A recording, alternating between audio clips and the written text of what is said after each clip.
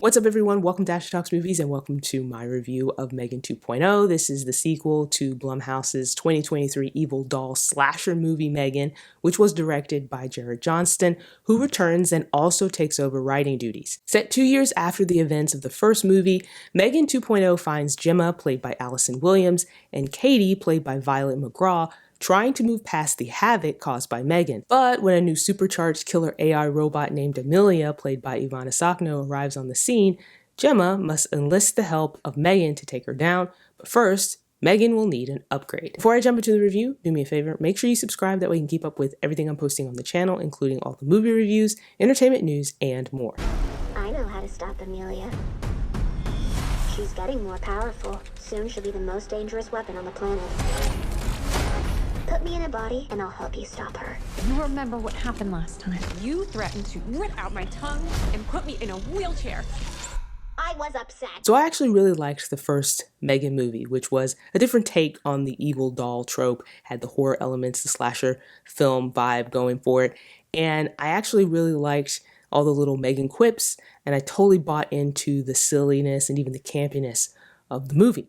It became a huge hit. I think surprised a lot of people when it did, and it spawned all these different memes and really took on a life of its own. So it was no surprise that it was going to get a sequel. Now, I think the lesson that the filmmakers learned from that was that they were going to do a bigger, bolder M3GAN movie, and that's essentially what you get with M3GAN 2.0. Now, the movie goes in a different direction, but a lot of what made the first movie work is still here, and they just do more of that. So they swap out the horror slasher elements that were in the first movie, and essentially M3GAN 2.0's upgrade is that they add action, they lean into the sci-fi, and add a big dose of comedy. So it's still campy, it's still over the top, it's still silly, but it's taking a different approach. So the biggest misstep in this movie, for me at least, was the story. And it's just very bloated and overly complicated.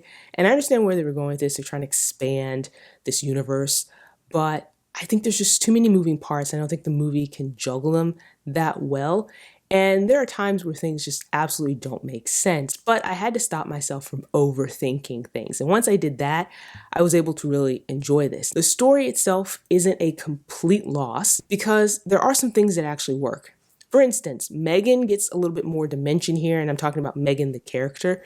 She has more layers to her. Even the side characters get more to do, and that allows the group dynamic between, Gemma, Cole, and Tess to feel a lot more interesting. I also thought Katie was written a lot better here in this movie, just because it allowed her to show some maturity. I mean, she still is a kid, and she's still clashing with her Aunt Gemma, but not like before. And again, this movie allows her to show some growth. Now, as for the performances, the returning cast easily slip back into their roles and, deliver performances that are pretty much on the same level as the first movie. There are no surprises here, right? You just remember these characters and they easily bring them back to life. This movie also has some newcomers, including Ivana Sakno, who is great as Amelia. She really nails that evil robot role. And not that this is really important, but she looks so much like Elizabeth Olsen. And every time she would appear on screen, I kept thinking she could be Elizabeth Olsen's long-lost twin. Also, Jermaine Clement gives a hilarious performance as this sleazy tech tycoon who wants part of Gemma's company. And he provides a lot of the comic relief early on in the movie. And this movie definitely doubles down on the humor. I thought there was quite a bit of humor in the first M3GAN movie, but here it feels like it's even more so. And many of the laughs come from M3GAN, who is sassier than ever, and she delivers plenty of quips. You also get some really fun action scenes here. And again, this movie is leaning into the action genre. And there were quite a few moments that reminded me of Mission Impossible. In fact, there's one sequence in particular that felt like it was ripped straight out of a Mission Impossible movie. You also get some messaging about the dangers of AI, and I like this messaging, although I thought at times the movie was a little heavy-handed with it, but overall I enjoyed M3GAN quite a bit. I had a lot of fun with it. It wasn't what I was expecting because, again, I had seen the first movie and I enjoyed the first movie, and I thought this movie was going to lean more into the horror slasher kind of setup that it had in the first one, and just, maybe do more of that, which is what sequels typically do. But I actually liked that it took it in a different direction because I liked what they did with this. I like the twists and turns that this movie took. I liked how they used the characters, and I really liked the comedy. I liked the balance between some of the more serious moments in this movie with the comedy, and I thought a lot of the humor landed, at least for me. Now, this movie's not going to be for everybody, obviously, because there's people out there who have seen the first M3GAN and they don't like it, or have never seen M3GAN because they don't think this is the type of movie for them.